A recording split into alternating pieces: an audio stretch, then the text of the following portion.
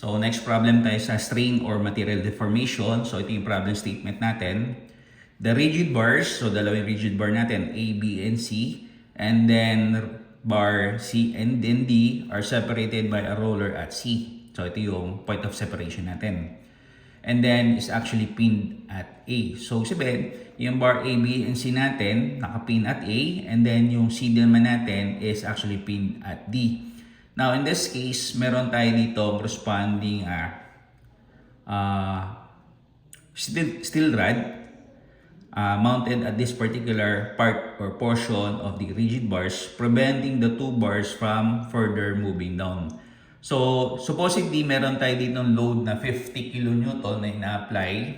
Ang pinapahanap natin dito is yung kanyang corresponding vertical displacement of the roller at C. So, hanapin natin yung possible movement. So, re-redraw ko lamang yung configuration para makita natin yung possible movement. Yan.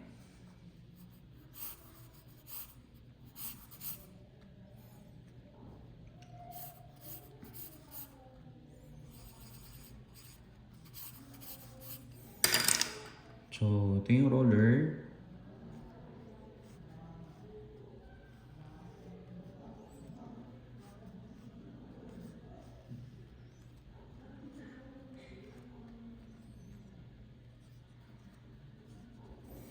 So, supposedly, meron tayo ditong load. Ang load natin dito is 50 kN. 50 kN.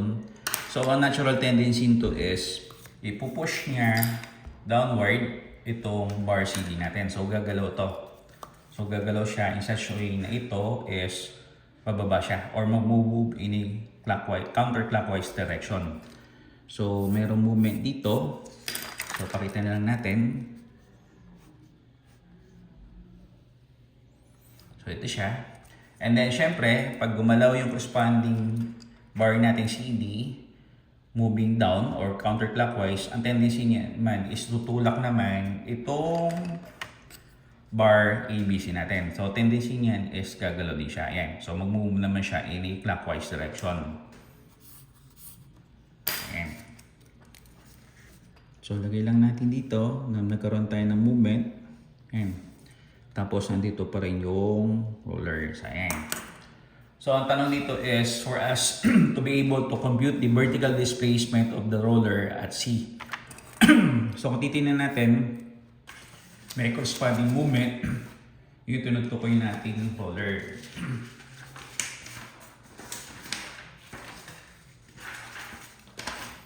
So, gawa lang natin ng malinaw na illustration.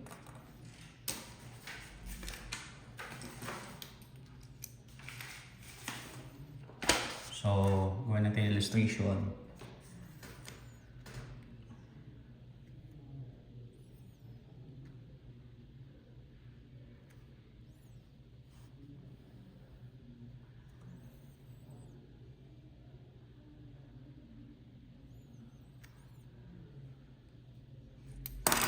So, in this case, kung titignan natin, bali, ang mangyari dito is magkakaroon ng elongation on the part of this steel bar.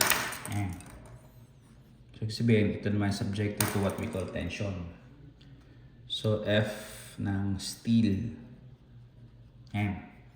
So, titignan natin ngayon, basically, ganda mangyari sa kanya. So, isolate ko pa siya, no? So, para makita na natin na maayos.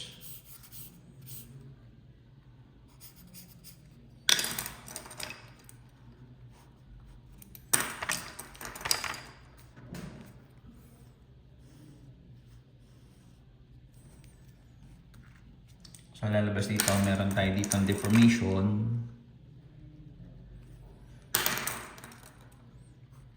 So, tensile force kung saan subjected yung pinaka-steel natin. Yan. Tapos, kung titignan natin, ito yung tinutukoy nating vertical displacement or movement. So, from this point, gumalaw. So, lalabas dito, label natin ito as X. So, yung X na to, ang tawag natin dito is what we call the vertical displacement of the roller at C. So, lagay natin vertical displacement of roller C. Ayan. So, lagay lang natin ng corresponding indication. So, ito yung tinutukoy natin deformation on the part of the steel. Ayan. Then, kung titingnan natin, base dito sa configuration, yung point na to hanggang point na to, yung point na to hanggang point na to, ang original dimension niya, original length is you have 3 meters. And then from this point up to this point, ang length niya is you have 1.5 meters. Okay.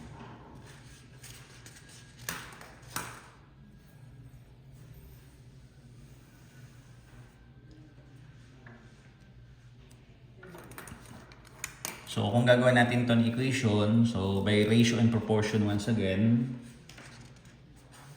so lagyan lang natin, by ratio and proportion. So, lagyan natin dito, by ratio and proportion. So, lalabas ngayon dito, ito yung dalawang right triangles. And then, dalawa. So, okay natin yan.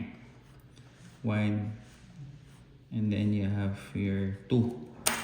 So, yung original length niya, you have here 3 meters. Yung side na to, deformation on the part of the steel.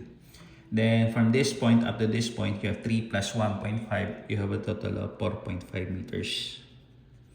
Tapos, yung vertical side na to, is labeled as X o yung tinutukoy nating vertical displacement of the roller at C. Yan. So by ratio and proportion, makikita natin na yung side ng deformation on the part of the steel is equivalent do sa value ng X o yung tinutukoy nating vertical displacement provided sasama natin sa ilalim yung mga corresponding dimensions ng triangle natin. So, para sa deformation ng steel, ang consider natin is you have 3 meters. And then, para doon sa vertical displacement of the roller at C, which is X, consider natin dito is you have 4.5 meters. Ayan.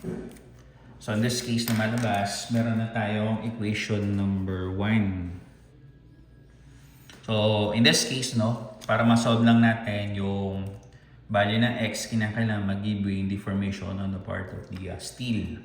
So, titingnan natin, base sa formula, ang deformation is you have FL all over EE, di ba? So, check natin, validate natin.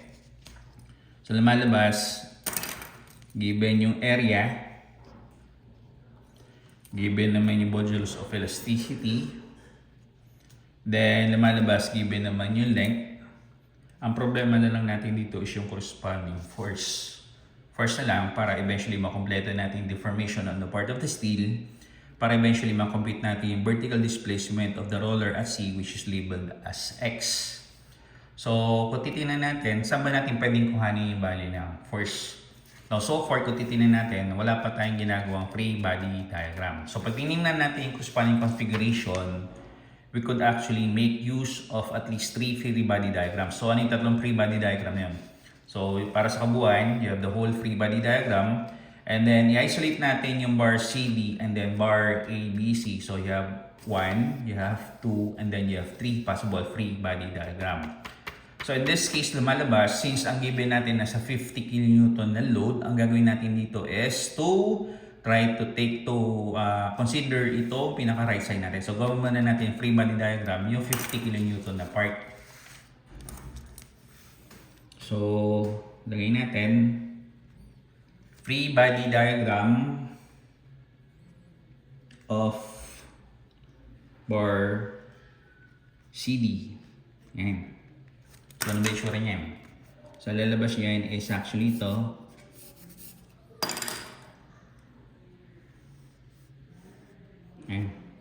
So, notice na dito sa part na to, which is at C, at D, meron tayong pin or hinge. So, since meron tayong pin or hinge, it is anticipated meron tayong isa, dalawa. So, since ito ang label niya is actually D, so ibig sabihin, you have here RD of X as well as RD of Y, di ba? Tapos yung load natin, ang load natin nasa gitna, you have 50 kN na load. So, 50 kN. 50 kN. So, ito yung bar CD. So, titingnan natin na malabas. Since meron tayong roller sa ilalim, nag-exert siya upward vertical reaction, which is essentially pag ganyan. So, lilabel naman natin to as RC. So, yung distances, you have 2 meters, 2 meters, 2 meters dito, another 2 meters dito, di ba? So, again, tatlong possible formula. Summation forces of X, summation forces vertical, and then summation of movement.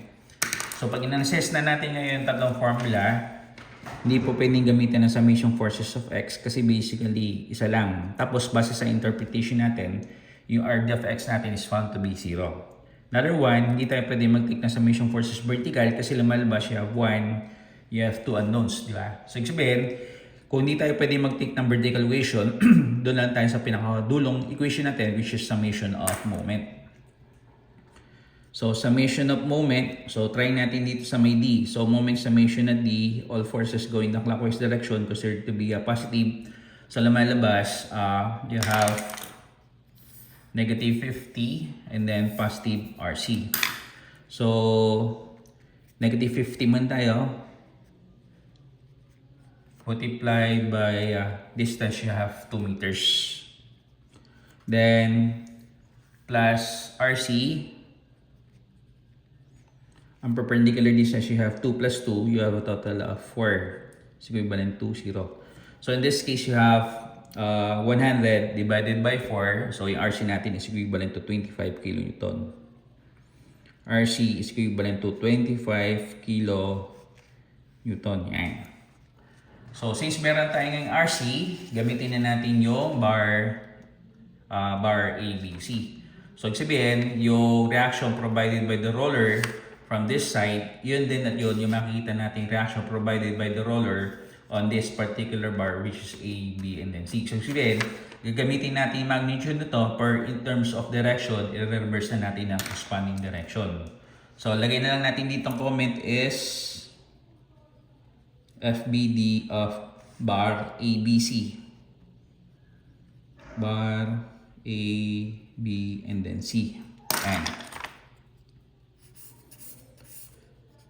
So, pag ginawa natin ng isolation,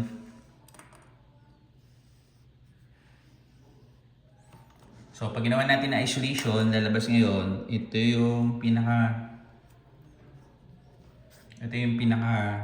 pin or hinge. Tapos, ito si ABC. So, ABC. A, you have B, and then you have C. Notice na sa may C, meron tayong roller, di ba? So, sabihin, yung roller na yun, mag-exert siya ng reaction. So, kung ang reaction provided by the roller para sa bar CD is going up, so yung reaction provided by the roller para sa bar ABC, which is located below, lumalabas going down naman siya. Okay. Tapos, kung titignan natin, meron tayo ditong steel bar, which is located at B. Yan. So, ang tendency ngayon ng pinaka-bar AB natin is actually ganito. So, tutulak siya downwards. So, in turn, ang mangyari niya is, babatakin niya or i-extend niya itong steel bar natin. So, sabihin, itong steel bar natin is subjected to what we call tension. So, F ng steel naman to. Diba? Yan. So, kung titignan natin ngayon, ang mga dimensions natin, you have 3 meters, then 1.5. So, 3 meters dito, 1.5 meters dito. So, again, ang gagawin natin dito is for us to be able to try moment summation at A. Kasi hindi naman natin kailangan yung value ng RA of Y. So, summation of moment at A, all forces go in the clockwise direction considered to be positive. So, lumalabas, ang sign convention ng F ng steel natin is negative, whereas yung RC naman natin is actually positive. So, lumalabas, negative F ng steel The moment is described as force, ito na siya, multiplied by perpendicular distance. Mula dito hanggang dito, ang perpendicular distance niya is you have 3 meters or 3. And then yung RC, ang sign convention naman niya is you have positive RC. Then perpendicular distance, you have 3 plus 1.5, you have a total of 4.5 meters. So since wala na, sarado na natin sa 0. Yan. So in this case, yung force exerted on the part of the steel is equivalent to 25 na value ng RC multiplied by 4.5 divided by 3. So yung force exerted on the part of the steel rod is equivalent to 25. So you have 25 multiplied by 4.5 divided by 3. So yung value niya is you have 37.5.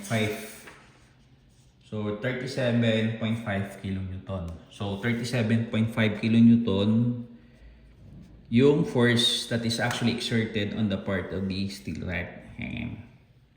So meron tayong force exerted on the steel. So meaning, pwede nating balikan yung equation number 1. So ito. So with deformation ng steel, with yung deformation ng steel all over 3 meters is equivalent to x all over 4.5 meters. Lumalabas ngayon, hanapin natin x. So x therefore is equivalent to, you have deformation on the part of the steel multiplied by 4.5 meters all over 3 meters, diba? Tapos, ang susunod natin dito is ito, breakdown natin siya. So you have F ng steel, length ng steel, area ng steel, and then eventually modulus of elasticity ng steel. Yan. So makukuha natin yung vertical displacement. So sulit natin one by one. So X therefore is equivalent to force ng steel natin, you have 37.5 kilonewton. 37.5 kilonewton. And then length ng steel natin, base dito sa problem statement, ang length ng steel natin, you have 3 meters. So 3 meters all over area ng steel. Area ng steel natin, you have 300 square millimeter. And then modulus of elasticity ng steel, you have 200 gigapascal or 200 times 10 raised to 9 Pascal or Newton per square millimeter. So again, yung gigapascal is you have kilonewton per square millimeter. So 200 kilonewton per square millimeter. So side pa lamang to ng deformation of the part of the steel. Multiply by, you have 4.5 meters all over 3 meters. Ayan. Now, since ang pinag-usapan natin dito is vertical displacement of the roller at sea, lumalabas para medyo significant yung number na makakuha natin dito kasi yung corresponding deformation natin involving metals is actually hindi masyadong significant. So in that case, instead na lumabas sa ating unit dito is expressed in terms of the meter. So tingnan lang natin. So you have kilonewton, square millimeter, then you have meter. Ang lalabas natin unit dito is expressed in terms of the meter. So para medyo significant yung number, ang gagawin natin dito is mag-provide tayo ng conversion in that for every 1,000 millimeter, you have 1 meter. So meter, eventually yung unit natin dito is expressed in terms of the millimeter. So compute na natin. So you have 37.5 times 3 times 4.5 times 1,000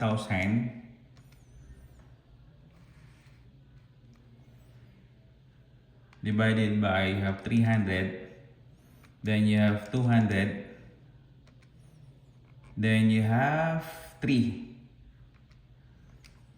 So yung value natin na x is you have 2.8125. So, yung vertical displacement ng roller natin is equivalent to 2.8125 millimeters. So, sulit lang natin.